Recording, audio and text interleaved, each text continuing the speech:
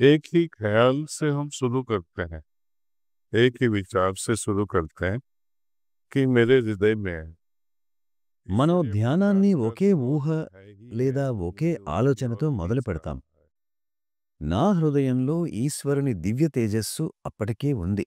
అది నన్ను తన వైపుకు ఆకర్షిస్తూ ఉంది. అంతే.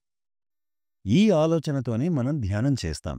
తరువాత ధైర్యంగా, చాలా ప్రశాంతంగా వేచి చూస్తాం. ప్రాణాహుతి ప్రసారం వచ్చినప్పుడు మనం ప్రేమగా దాన్ని స్వీకరిస్తాం, ఆహ్వానిస్తాం. అంతే. तो ये विचार एक तरह के एक्सपीरियंस में कन्वर्ट हो जाता है, अनुभूति बन जाता है। ఈ ఆలోచన ఒక అనుభూతిగా మారుతుంది. తరువాత ఆలోచన ఏమీ ఉండదు.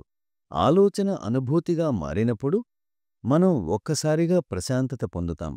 ప్రతి ధ్యానంలోనూ శూన్యత్వం పొందడం జరగకపోవచ్చు. మనం ఎన్ని ఆలోచనలు ప్రోగు చేసుకున్నామో మీరు గమనించండి. दिन में भी हम इधर-उधर चलते रहते हैं। ప్రతిరోజు అటూ ఇటూ తిరుగుతున్నప్పుడు కూడా మనకు చాలా ఆలోచనలు వస్తాయి. కానీ ఆ సమయంలో మన మనస్సు ప్రశాంతంగా లేదు కాబట్టి మనకు ఏ ఆలోచన వచ్చిందో వెళ్ళిందో తెలియదు. ప్రశాంతంగా కూర్చున్నప్పుడు మనకు అంతా స్ఫురిస్తుంది. बच्चों के लिए बच्चे एक्सपर्ट हैं, जो भी हम करते हैं ना, वो उसकी नकल करते हैं वो तो। పిల్లలు ప్రతిభావంతులు. మనం ఏం చేస్తామో దాన్ని వారు యథాతథంగా అనుకరిస్తారు. మన భాష, మనం ఎలా మాట్లాడుతాం, ఏమైనా వ్యావహారిక తరహాలో రహస్యాలు చెప్పుకున్నా వారు వాటిని అలాగే నేర్చుకుంటారు.